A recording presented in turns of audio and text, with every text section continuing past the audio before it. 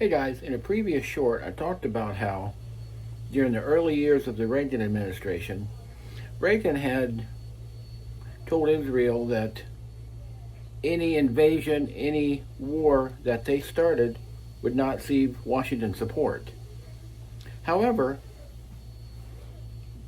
Israel did get word through official channels that that was not true, that they would be getting support. It was not from Reagan, but from someone known as Alexander Haig. Now, who was Alexander Haig? Haig was born in 1924 and would spend his entire life in the military. He would be what we term a political soldier, not a military soldier. He would fight in the Korean War, but after that he would attach himself to some very high-profile politicians. Haig would make 4 trips to Washington and serve under 4 different presidential administrations. His first foray into Washington was as an aide for Robert McNamara.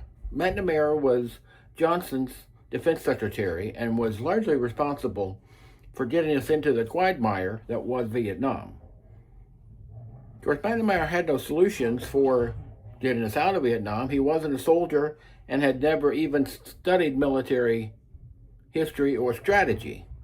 So of course he was the perfect person. Haig's second trip to Washington came when he was an aide to Henry Kissinger. And when Nixon appointed Kissinger as part of his staff, Haig went with him.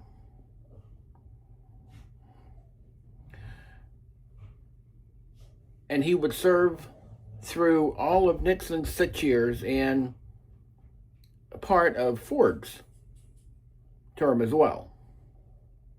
Now, Haig come to believe that due to both his military knowledge and his political power, that he could do whatever he wanted.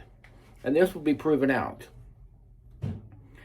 When Ronald Reagan was shot, it was Secretary of State Alexander Haig who declared that he was in charge of Washington.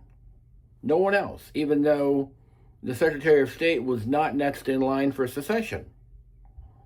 But Haig did what he wanted then because he had been allowed to do what he wanted as part of Nixon's staff.